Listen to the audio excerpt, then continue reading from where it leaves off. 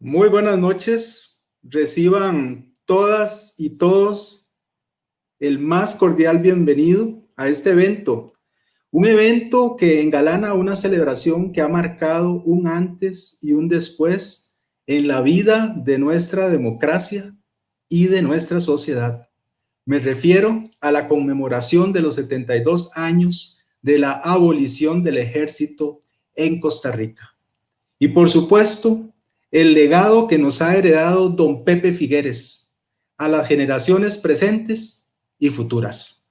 Me presento formalmente. Mi nombre es Dagoberto Arias. Soy el director de la Editorial Tecnológica de Costa Rica. Es la editorial del TEC de Costa Rica, del Tecnológico.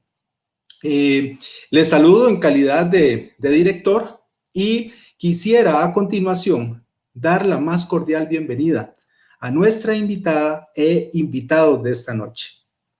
Muni Figueres, muy buenas noches. Buenas noches, don Dagoberto. Encantada de estar aquí y gracias por la invitación. Muchísimas gracias. José María Figueres, buenas noches. Buenas noches, don Dagoberto. Buenas noches, Muni y don Vladimir. También como Muni, muy feliz de estar aquí con ustedes esta noche. Excelente. Y el saludo cordial también para Vladimir de la Cruz. Muy honrado de que me hayan invitado a formar parte de este panel con Muni y con el presidente Figueres. Muchísimas gracias. Vamos a dar inicio. Quiero permitirme unas palabras de introducción desde lo que ha significado el origen, la génesis de esta bella colección, las obras completas de don Pepe. Quizás tengo que referirme a la historia del TEC, porque la historia del TEC está enmarcada en las acciones y el legado de don Pepe. Nuestra biblioteca lleva su nombre y tenemos muchísimos recuerdos de sus visitas y de todo lo que ha significado compartir directamente con un hombre del talento y las calidades de don Pepe. La colección tuvo un origen porque una de las obras fue publicada por nuestra editorial. Esta obra consta en el acta número 25 del 23 de octubre de 1979. Fue así como se aprobó la edición de la obra Franjas de Luz. Y esta obra es muy significativa porque los forestales de profesión reconocemos en esa obra una enseñanza de don Pepe en aquel entonces que prácticamente marcó el camino para los silvicultores, para quienes cultivan el bosque y cultivan la madera. Recientemente, el año anterior, andábamos buscando la forma de cómo reimprimir esta obra, Franjas de Luz. Y meses después, llegó el contacto de parte de la familia y fue justamente para proponernos el gran proyecto de poder reunir todas las obras de don Pepe y poderlas hacer en una colección de obras que estuviera disponible a la sociedad costarricense, a esta generación y a las futuras generaciones, un legado de Costa Rica al mundo, a través de algo que íbamos a cuidar técnicamente, que resultara un producto bello y que justamente hiciera honor a este gran hombre. Fue así como nació el proyecto y fueron incontables las reuniones semanales planificando, buscando primero las obras. Muchas de ellas no estaban transcritas, tuvimos que hacer el levantado de texto y empezó el trabajo. Y por ello en estos minutos quiero referirme a la significancia de la colección de las obras de don Pepe. Por primera vez, las 8 obras escritas por José Figueres Ferrer se encuentran reunidas en una sola edición. Inicialmente, estos libros se publicaron en diferentes circunstancias de la vida de don Pepe y por diversas casas editoras. Nuestro reto como editorial y con la valiosa ayuda de la familia y de colaboradores consistió en reunir todo este material, unificarlo y optimizarlo. Cada una de las obras fue tratada con el mayor cuidado y claro, con el debido respeto al estilo narrativo de don Pepe y supervisada muy de cerca por el equipo liderado por José María. Los acabados de los libros de la colección son de muy alta calidad. Utilizamos un papel certificado que invita a tocar cada página, que invita a oler el libro, oler a lectura, y que justamente a través de su proceso de diagramación sea una invitación para poderlos leer. Buscamos técnicamente que los textos fuesen accesibles en cuanto a su lectura, en cuanto al precio disponible al público, en cuanto a sus dimensiones, y que tuviera un diseño muy sobrio. Finalmente, en estas palabras de introducción, quisiera referirme a lo que ha significado el trabajo en equipo. Gabriel Hidalgo Azuola, Carla Güero, Robert Corrales de Interaction, Felipe, Mariela, Alejandro y Marvin de la editorial. Todos ellos nos acompañaron en este bello proyecto. Es así como este día tan significativo hacemos entrega la colección de las obras de Don Pepe a la familia Figueres y a Costa Rica. Les invitamos consecuentemente a tener en su hogar este legado, cuya lectura debe refrescar las luchas pasadas de Costa Rica, luchas de una Costa Rica que soñaban nuestros abuelos para nosotros. Vamos a continuación a referirnos a las obras completas y al legado de Don Pepe. Continuamos con Vladimir de la Cruz.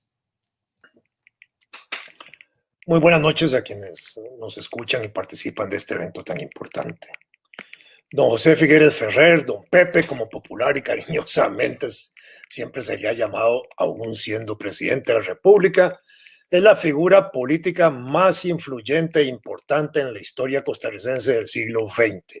Su presencia en el desarrollo nacional marca de una manera indeleble 50 años desde que irrumpe en la arena del activismo político a principios de la década de 1940 hasta su muerte en 1990, y por las obras que impulsó institucional y gubernativamente hasta nuestros días. José Figueres Ferrer, de los políticos costarricenses, es quizás el más universal, el más conocido en el interior del país y en el exterior. Su huella se ha hecho sentir, además de Costa Rica, en Centroamérica, el Caribe, América Latina, en los Estados Unidos y en Europa. Es un hombre que supo interpretar correctamente, con gran sentido pragmático, pero de modo dialéctico, el mundo que le tocó vivir.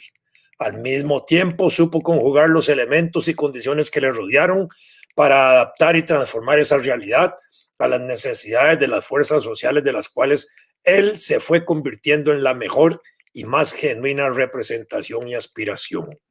Le tocó vivir intensamente el siglo XX, un siglo agitado y conmovido de grandes procesos históricos, de grandes reformas sociales y políticas, de procesos y confrontaciones militares mundiales que de muchas maneras impactaron la realidad nacional y su visión del mundo. Las guerras mundiales, la primera y la segunda, las crisis económicas internacionales resultantes de estas conflagraciones, la depresión de 1929, el desgarre del sistema mundial capitalista que a finales de la Primera Guerra Mundial, desde 1917 hasta 1990, polarizó las relaciones internacionales en el dilema socialismo-capitalismo, y luego, desde el final de la Segunda Guerra Mundial, 1945 hasta 1989, en la lucha del sistema mundial socialista y el sistema mundial capitalista, en todas las expresiones bajo el marco de la llamada Guerra Fría, con sus múltiples escenarios que replantearon las relaciones internacionales en toda la geografía mundial, que el mismo Figueres alteró cuando consideró hacerlo necesario. Le tocó vivir intensamente el siglo XX, un siglo agitado y conmovido de grandes procesos históricos, de grandes reformas sociales y políticos, de procesos y confrontaciones militares mundiales que de muchas maneras impactaron la realidad nacional y su visión del mundo. Las guerras mundiales, la primera y la segunda. Las crisis de ese periodo, desde 1917 hasta el 90, la Guerra Fría en sus diversos escenarios, nada de eso le fue ajeno. Por tradición de su familia, heredaba Figueres sentimientos anticlericales y por el espíritu nacional imperante no fue practicante religioso. Para Figueres, la Costa Rica de su época adolescente no había desarrollado una democracia social ni económica, apenas una débil de carácter cultural basada en la gratuidad de la enseñanza. En la lucha se va a formar el Figueres empresario, el agricultor, el industrial, el soñador, el innovador, el práctico, el hombre de trabajo y de estudio, el jefe exigente, el visionario y el embrionario político que llevaba adentro. Sus preocupaciones giraron alrededor del desastre del mercado interno, la especulación de precios y productos, la mala producción de productos básicos de consumo, de los empréstitos, de la penetración imperialista en economía nacional, el abandono del campo y la caída del nivel de vida del campesinado y los sectores urbanos, el desequilibrio en la balanza comercial, la debilidad parlamentaria, los males electorales y los síntomas de corrupción que afloraban. Los años de trabajo a Figueres le habían formado un modo enérgico de rigurosidad, en cierta forma agresivo, aunque con gran facilidad de trato, con una fuerte personalidad y carácter dominante, de responsabilidad y espíritu modernista. Detestaba la rutina, era valeroso y ordenado, sereno para atender asuntos difíciles. No le gustaban las conversaciones frívolas, gustaba de autopresentarse como campesino y productor. Cuando fue expulsado del país, México le sirvió para meditar y escribir.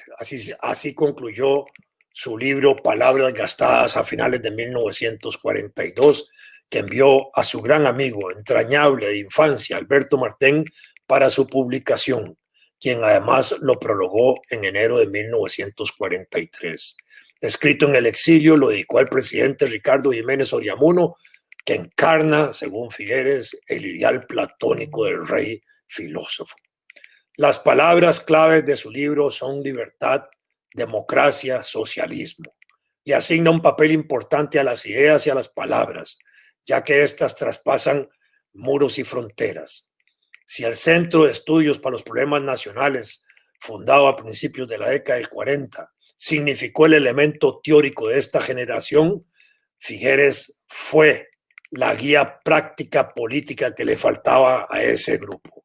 La guerra, Figueres la había planificado, la guerra del 48, Figueres la había planificado en todos sus detalles. Desde su exilio había adquirido y almacenado las armas. Su finca, la lucha, era su bodega militar. 40 días duró el enfrentamiento que no tuvo al final una solución militar. Fue una solución política. La revolución consolidó a Figueres como la figura política del momento, como el líder indiscutible, como jefe natural. Resaltó su gran habilidad personal y política, de estricta disciplina personal, y le dio gran popularidad, prestigio personal y político. Su figura era magnética, carismática y atrayente, como su discurso, su voluntad tenaz. El 1 de diciembre de 1948, Figueres disuelve el ejército como una institución permanente de modo simbólico. En su lugar constituye una guardia civil poderosa en su estructura y funciones. Simbólicamente, en el cuartel Bellavista, tomó esta medida y derribó a mazazos una de las almenas del edificio y decidió entregarlo a la educación y a la cultura, de manera que se estableciera en él un museo indigenista y nacional. Figueres creía que los ejércitos eran innecesarios. Consideraba que sin ejército no constituíamos una amenaza para nadie, ni podíamos agredir a nadie, ni justificábamos agresiones. Para Figueres, al término de su gestión en la Junta, había restaurado la confianza de los costarricenses, aunque hubiera gobernado como un dictador con todos los poderes y emitiendo leyes por decreto. Figueres inició un periodo muy rico de activismo político, regional y continental, de expresar mejor su pensamiento político, sus ideas y proyectos. El 12 de octubre de 1951, en la finca La Paz de San Ramón, que era su ciudad natal, en la provincia de Alajuela, funda el Partido Liberación Nacional como un partido permanente, ideológico, con personas que venían del Partido Acción Demócrata, del Centro de Estudios para los Problemas Nacionales, del Partido Socialdemócrata, algunos seguidores del Partido Confraternidad Guanacasteca y miembros de la Confederación de Trabajadores Rerum Novarum. El Partido Liberación Nacional asumía las banderas de la socialdemocracia. El propósito del partido, según Figueres, era crear una estructura organizativa en capacidad de generar liderazgos permanentes, vinculados a los sectores productivos y sociales que le habían dado origen, las clases medias, los intelectuales y profesionales en íntimo contacto con el pueblo. El partido para Figueres sería el instrumento de organización y movilización, pero sobre todo de reflexión de los problemas nacionales, en capacidad de trazar el camino del progreso y de un porvenir mejor. Para Figueres habían dos frentes de combate: la batalla moral y cívica y el mejoramiento económico y social. El 1 de enero de 1956, Figueres publicó el libro Cartas a un ciudadano. En este libro enfatiza su tesis de que con cultura se puede hacer pueblos fuertes, capaces y responsables.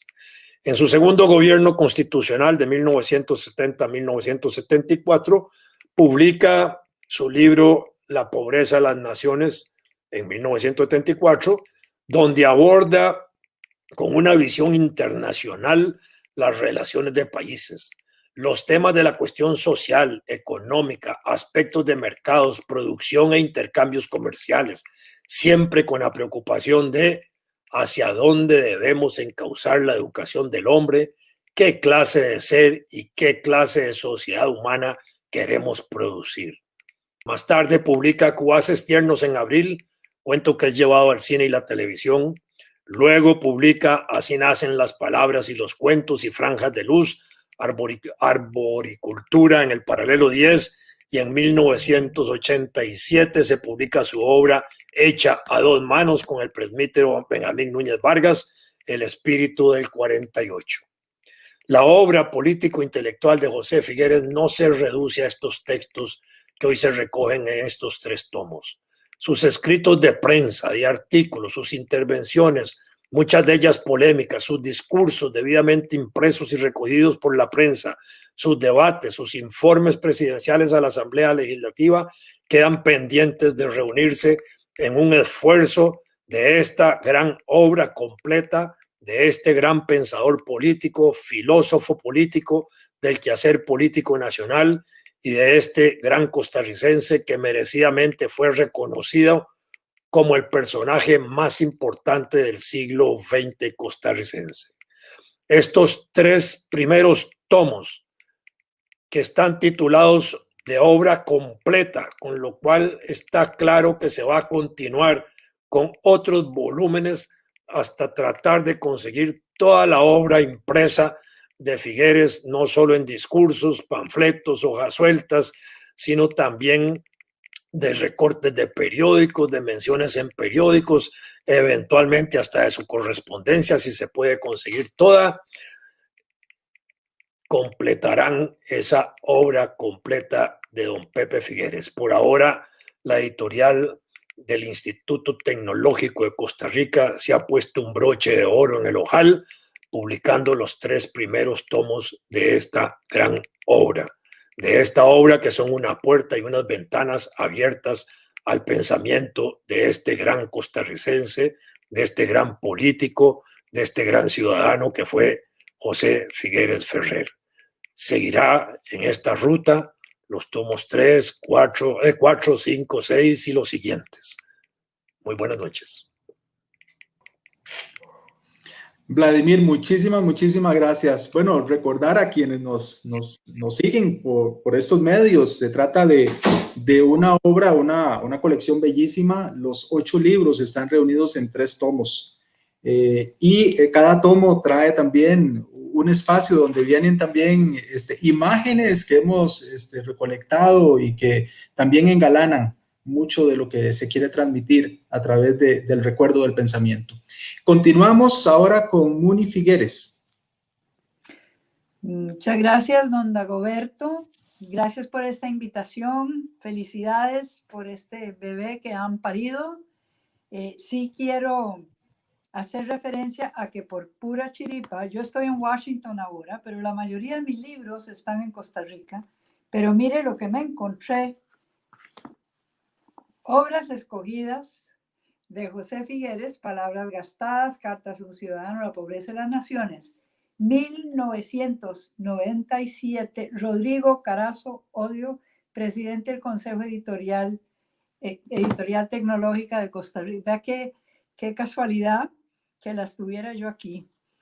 Y eso me hizo pensar, yo creo que estoy llamada aquí a dar pincelazos personales sobre él, pero me hace pensar que de verdad él era el papá de todos nosotros, era el papá de Rodrigo Carazo, era el papá de Oscar Arias, que creó la Plaza de la Democracia. Y ahora, con esta ley que crea el 1 de diciembre, lo designa feriado oficial, él es el papá ya de todos los partidos políticos de Costa Rica y sus integrantes. Y yo creo que me gustaría mandarle un mensaje al presidente Alvarado y a la Asamblea Legislativa a través de este foro por habernos dado este regalo desde hace tiempo contemplado, pero al fin entregado. Bueno, en lo personal, papá, así le decíamos a algunos, tenía 6 hijos, 2 esposas y 6 hijos. Las 2 esposas estadounidenses, vea qué interesante. Y las 2 esposas en realidad bastante frugales y sobrias. 2 señoras muy cuidadosas de los recursos, no solo materiales, sino también espirituales y familiares. Y no es casualidad que sean las 2 estadounidenses, porque como ustedes todos saben, él tenía un componente cultural e intelectual anglosajón muy grande. De ahí nacen muchas de sus ideas y de su pensamiento, y por lo tanto no debe sorprendernos. Solo la frase, lo mejor para todos. Mire que eso es Walter Benjamin y utilitarismo y todo este pensamiento siglo XIX e incluso XVIII inglés. Entonces no es casualidad que él se haya casado 2 veces con estadounidenses que son muy independientes y de carácter fuerte, que contradice lo que uno pensaría que sería un hombre latino machista tradicional. Bueno, era, sin embargo, enormemente tolerante, curioso, y le gustaba mucho el diálogo intelectualmente provocativo. Entonces, con ellas tuvo 6 hijos, 3 mujeres y 3 hombres. Se nos fue recientemente en octubre el mayor, que era mi hermano con mi mamá Henrietta, José Martí Figueres Box, y también se nos fue el menor, que era hijo de doña Karen Olsen, Mariano, que fue el padre intelectual del Museo en la Lucha, que se inauguró hoy en la mañana, y que manejó mucho tiempo las fincas y las empresas de la familia, y que tenía muchas características de él, de mi padre. Pero somos 6, cada uno tiene características, mañas, costumbres, dichos de él. Y si hubiera tenido 20 hijos más, también esa sería la situación, porque él daba para mucho. Pero quería describírselos como papá, como padre de nosotros. Él tenía una relación algo distante con toda la familia, porque él no era padre en el sentido doméstico, o porque estaba muy ocupado, él era padre del país, obvio, o porque él era pensativo, austero y en su manera, en realidad, bastante introvertido y privado, o porque le daba perecilla la cotidianidad doméstica y los asuntos diarios de menor, si se quiere, cuantía. Como dice don Vladimir, no era dado a la conversación liviana, no era dado a la frivolidad absolutamente, pero tenía conversaciones muy profundas y con un sentido de humor muy marcado con ciertas personas escogidas. Un campesino en la lucha, en quien él depositaba enorme confianza y a quien le tenía muchísimo respeto, que era don Cecilio Arce, ¿verdad, José María? El papá de don Anabel. Él tenía conversaciones íntimas pero ideológicas con compañeros de pensamiento, como dice don Vladimir, con Alberto Martén y otros, muchos otros que hubo de camino. Pero él era distante con nosotros y aún así su presencia era extremadamente penetrante en la vida nuestra. No dejábamos nunca de tenerlo en mente. No dejábamos nunca de sentirnos influidos por él y no dejábamos nunca de agradecer la gran fortuna de tenerlo a él en nuestras vidas. Eso lo hacía con su fuerza de personalidad que era irresistible y se sentía cuando entraba a un espacio donde había gentes, fueran quienes fueran, el aire cambiaba cuando él entraba. Y entonces había una serie de lecciones que todos aprendimos, pero por ósmosis. Y el respeto a las personas, el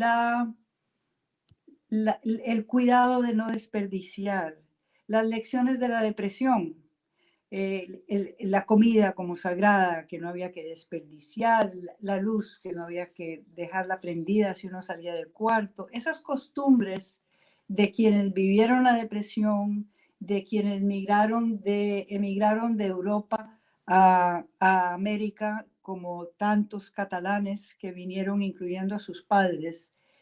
Nosotros, aunque nunca se nos dijera mucho, sabíamos que lo correcto era vivir simplemente, lo más simplemente posible, que lo correcto era respetar a los demás, que lo correcto era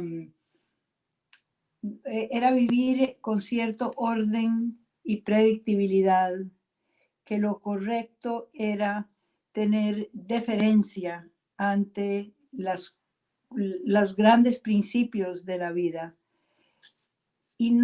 Nosotros todo eso lo aprendimos simplemente estando en su presencia. No había necesidad de que él lo dijera.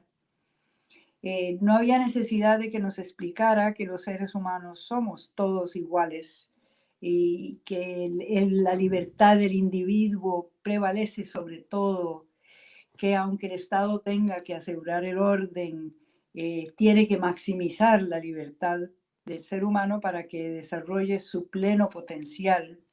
Y ahí se inscribe la abolición del ejército, en cierto modo, que se consideraba por él no solo innecesario, como dice don Vladimir, sino un terrible desperdicio de recursos, una ineficiencia en el gasto.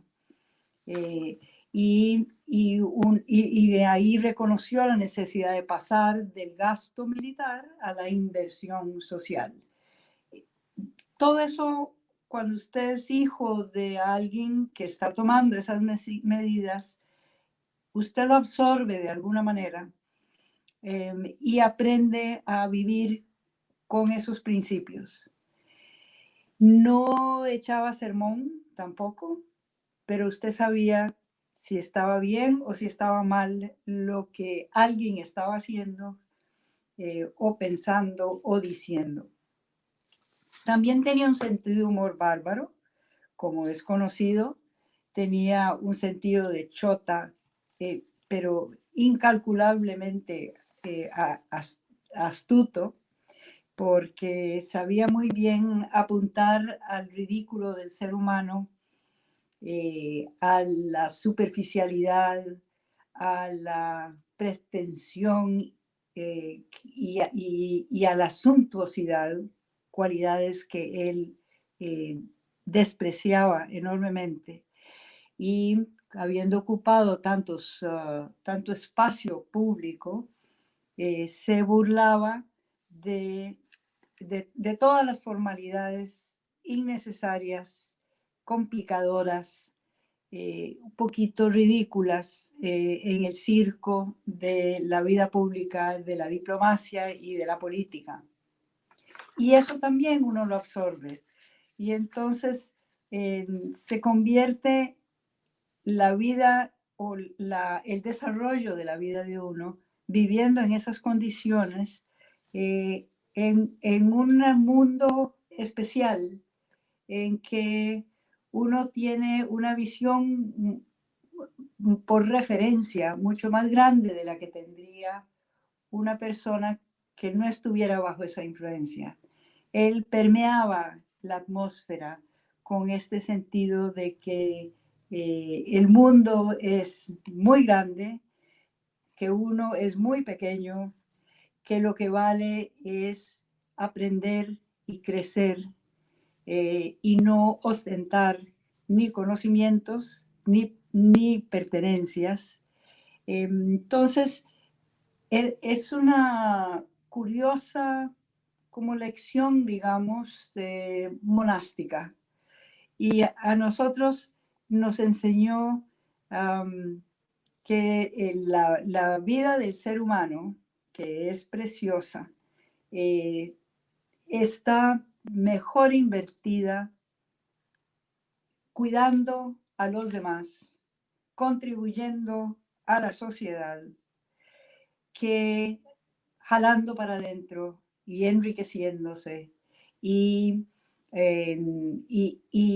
dominando o queriendo dominar por superficialidades, por apariencias, por externalidades, y que el ser humano vale por lo que piensa, vale por sus valores, y así él me parece que ayudó a convertir a Costa Rica en una exportadora de valores, empezando con la abolición del ejército, pero también una serie de valores democráticos y políticos y humanitarios. Y de esa manera vivimos hoy en un país que puede ser que no cumpla con toda su promesa, sin embargo, es un país con una sociedad que aspira a una meta que se ha convertido en una meta de aprecio universal. Costa Rica puede no haber hecho todo lo que dice que iba a hacer, pero no cabe duda que es un modelo de convivencia democrática y de uso de recursos humanos y naturales que señala el camino para muchos otros países más. Y eso es gracias, me parece, en gran parte a la abolición del ejército y a el peso de la personalidad de don Pepe en nuestro mundo.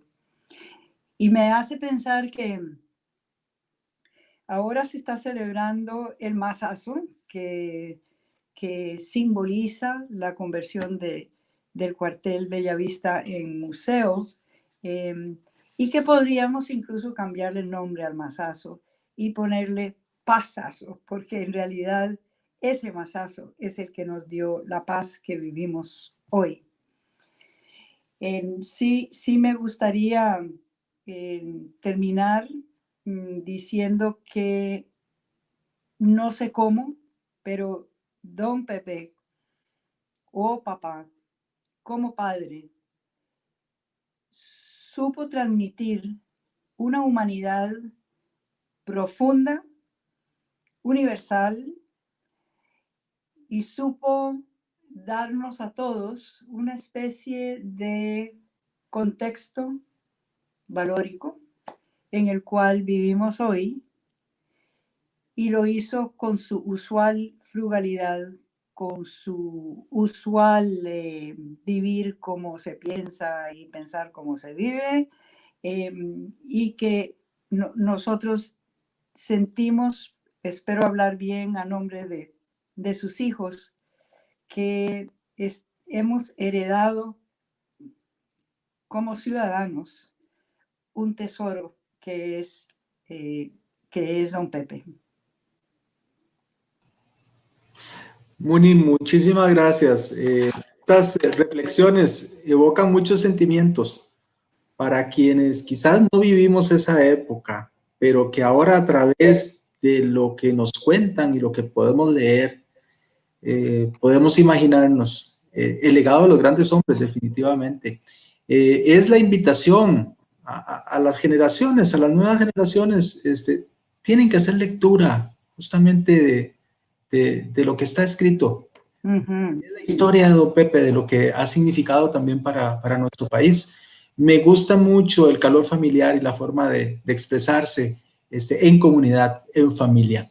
Ahora vamos a continuar con José María, que también tiene mucho que contarnos al respecto. Muchas gracias, don Dagoberto. Buenas noches. Encantado, por supuesto, de estar acá. Muchas gracias a quienes nos acompañan en la entrega de estas obras de don Pepe. Muchas gracias, don Vladimir, no solamente por sus palabras aquí esta noche, sino por habernos honrado con haber escrito la semblanza de papá, que se recoge y se presenta en cada uno de los 3 tomos. Y muchas gracias a Muni, por supuesto, por esos encantadores recuentos familiares que, como bien decía don Dagoberto, traen muchas lindas memorias en este momento. Hoy es un día muy emotivo, muy especial, y quiero decir que es así por 3 razones igualmente importantes. La primera, por celebrarse la abolición del ejército, 72 años. Quiero agradecerle a los diputados y a las diputadas que tomaron la decisión de declarar este día como un feriado nacional para recordar un hecho tan relevante en la vida nacional, tan formativo por las cosas buenas que nos ha dado a lo largo de estos años. El que hoy se haya también inaugurado el Museo en la Lucha es un acto muy bonito, muy emotivo. Quienes lo vayan a visitar van a encontrar ahí un recuento de esos 40 días que fueron la Revolución del 48, don Vladimir los mencionaba, de una manera gráfica muy bien presentada. Y quiero también agradecerle a don Eduardo Cruikshank, al presidente del Congreso, el que haya tomado la iniciativa, apoyada por todos los partidos políticos, de declarar a don Pepe héroe de la paz. Muchísimas gracias, don Eduardo. Lo segundo, es un día muy emotivo por el lanzamiento de estos 3 libros que hemos titulado Don Pepe, Obras Completas. Y nos llevamos la tarea que nos ponía don Vladimir de ponernos ahora a recoger sus discursos, sus ponencias, todo lo que a lo largo de su vida también escribió, no en forma de un libro, para poder continuar la presentación de su gran obra intelectual. Me hace recordar la presentación de estos libros, aquella frase famosa de don Pepe de que para qué tractores sin violines, es decir, para qué economía, inversión, tantas cosas que relacionamos con la producción nacional, sin los violines, sin el poder nutrir al espíritu como lo nutre la lectura de sus libros. Me referiré a ellos un poquito más adelante, pero también quiero decir que como tercer motivo de que sea un día tan especial, es por esos lindos recuerdos que comentaba Muni. Don Pepe era un lector ávido, toda su vida se la pasó leyendo. Y tengo dos anécdotas familiares que quería compartir en ese sentido. La primera es que, estando ya yo por graduarme de colegio de secundaria, un día tengo una conversación con don Pepe que él propició y me dice, bueno, ¿y ahora que está por graduarse del colegio, qué está pensando hacer? Y yo le respondí, pues estaba pensando ingresar a la universidad. Y me dice él, de verdad, qué interesante. Y dígame algo, ¿lo que anda buscando es un título universitario o lo que anda buscando es convertirse en una persona culta? Me sorprendió la pregunta y le dije, pues pensé que era básicamente lo mismo. Y me dice, no, no es lo mismo. Usted puede ir a la universidad, empeñar su esfuerzo, las probabilidades es de que va a pasar sus cursos y se va a graduar con un diploma universitario.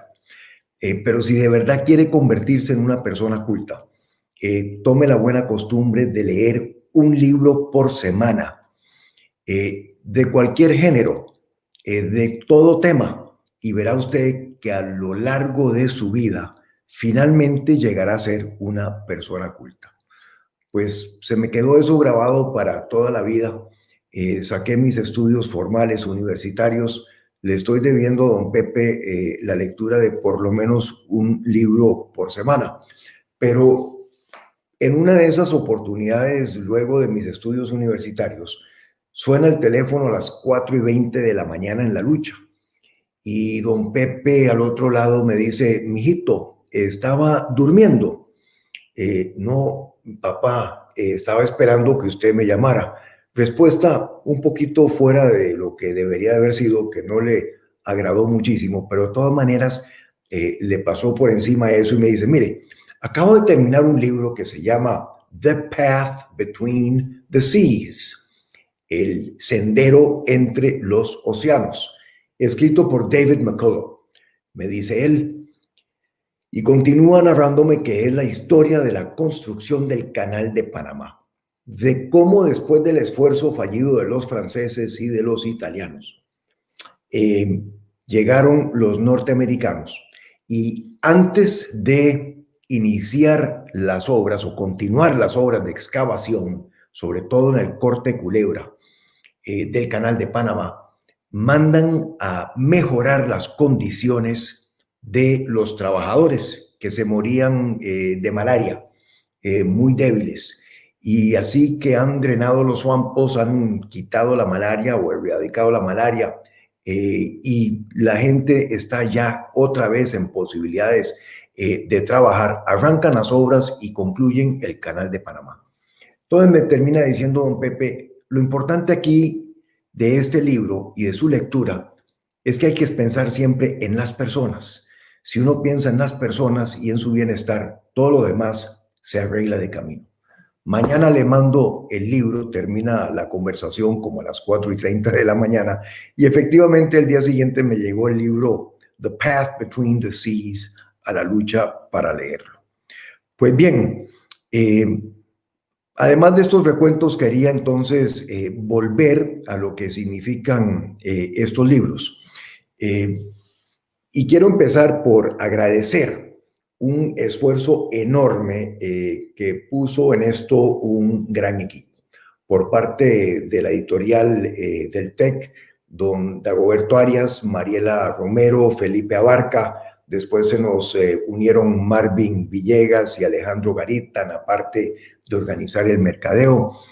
por parte de Interaction, a Erika Puy y a Robert Corrales, que tuvieron mucho que ver con el diseño de las portadas, las contraportadas, en fin, muchas cosas que le traen además una belleza impresionante a estos libros que don Dagoberto comentaba.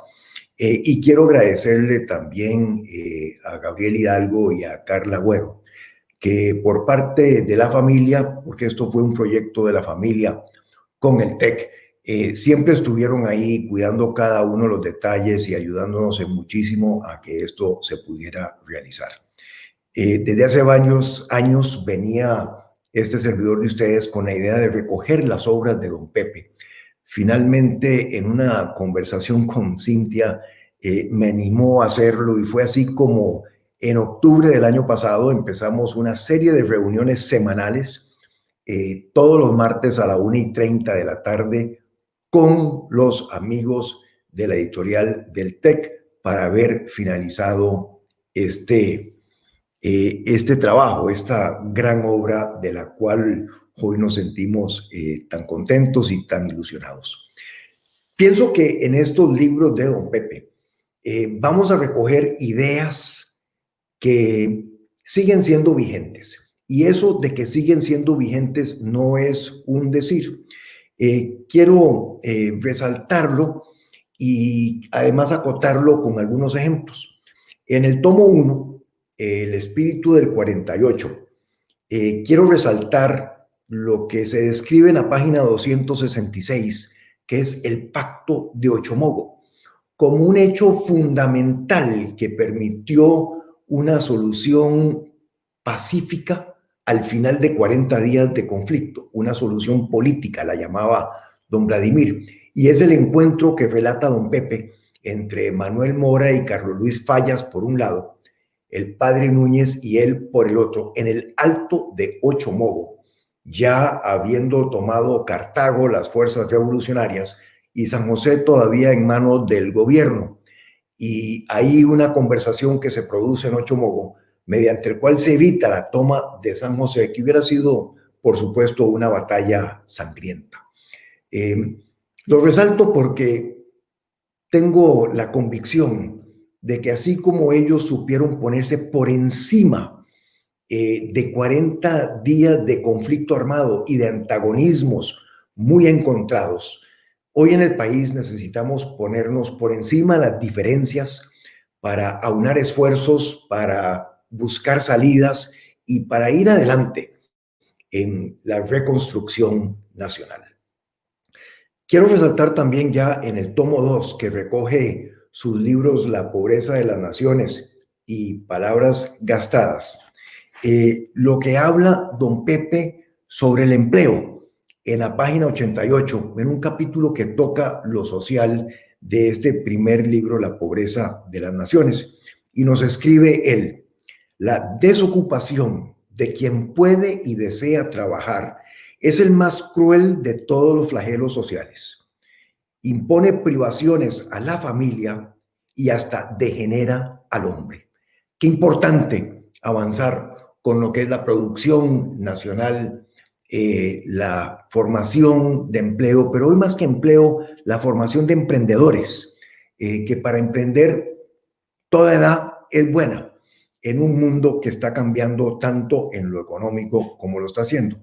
Y precisamente cuando en la página 127 don Pepe habla de la producción nacional, aborda el tema del cooperativismo y dice: el cooperativismo es una respuesta democrática a los retos económicos y sociales de los varios sistemas en pugna hoy. Tienen sus dificultades, pero muchas bondades. Qué bueno recordar el acervo cooperativista. Hoy en el país somos 1 millón de cooperativistas y que don Pepe lo recoge como una de las formas importantes de organizar la producción nacional. Ya en la página 108 habla de una idea que ahora se empieza a discutir en el mundo entero, que es el ingreso mínimo vital o el ingreso mínimo familiar. Y dice don Pepe: algo anda mal en una sociedad donde el sustento de los grandes, Algo anda mal en una sociedad donde el sustento de los grupos familiares más modestos depende solamente de la cantidad de trabajo que pueden vender como mercadería, sin relación con el número de personas que deben alimentar. Empieza don Pepe a esbozar los criterios de una renta mínima familiar que le permita a toda familia vivir con dignidad, que es algo, repito, que el mundo hoy empieza a conversar con más fuerza y sobre lo cual pienso yo que tenemos una responsabilidad de avanzar.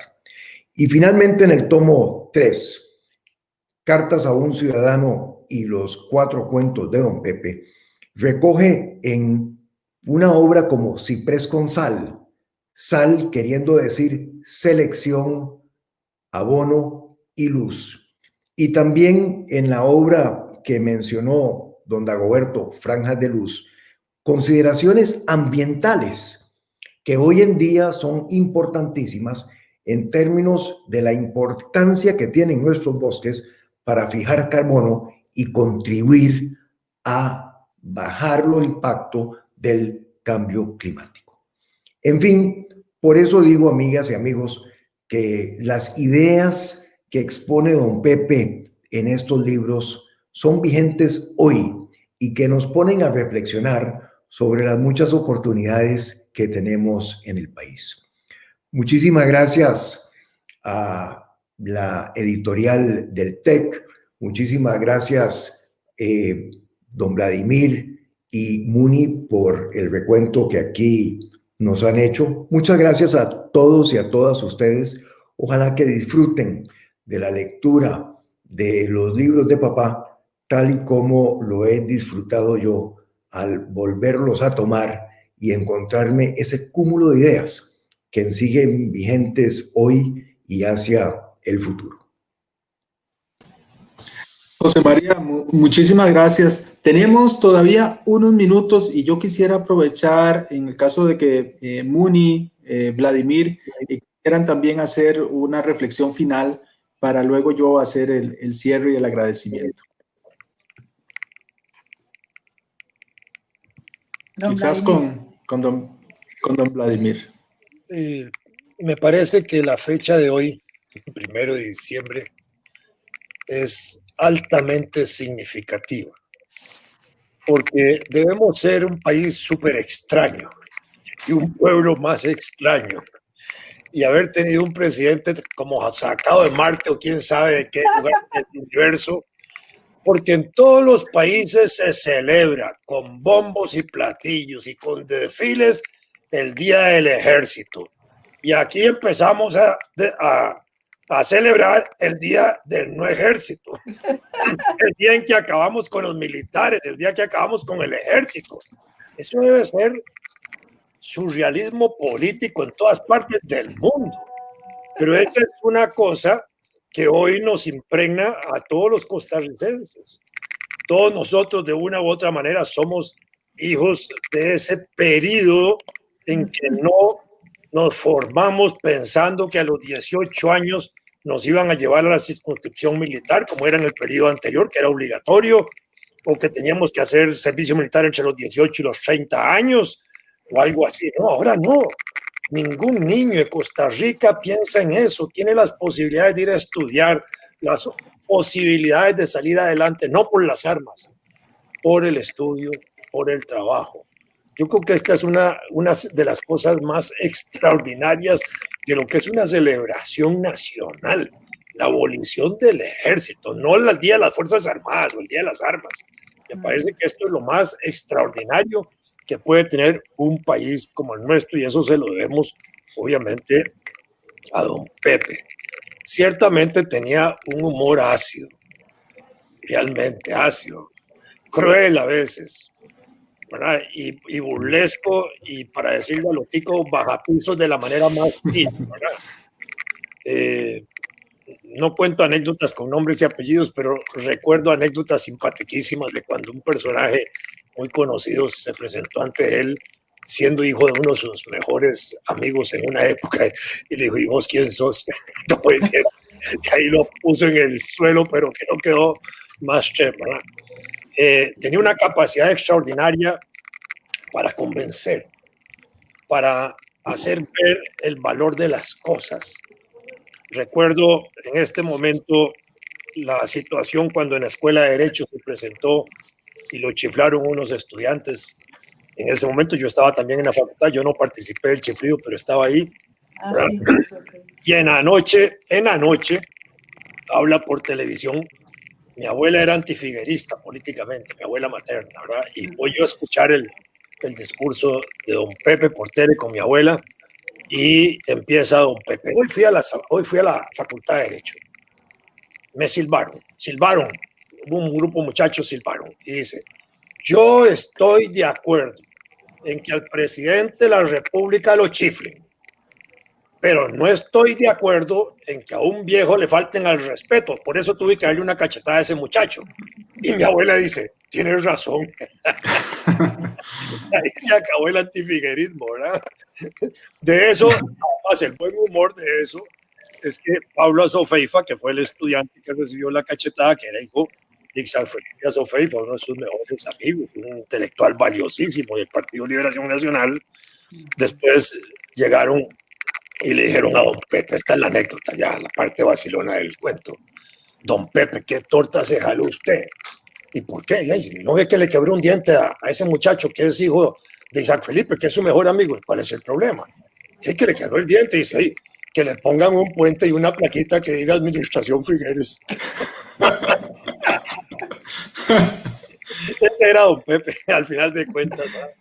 Definitivamente. Muni, unas palabras finales. Bueno, estoy pensando que de verdad esto es un logro, estas obras completas que serán completadas oportunamente, pero es un gran logro y que todavía como que no tenemos bien constituida la manera en que vamos a celebrar todos los años el 1 de diciembre, que ni de qué manera vamos a conscientemente promover el continuado respeto por la abolición del ejército y lo que significa en nuestras vidas y que algo como que tenemos que armar un tinglado primero para que esas obras completas se absorban en el currículum de la educación pública, versión infantil, secundaria, universitaria, etcétera, para que se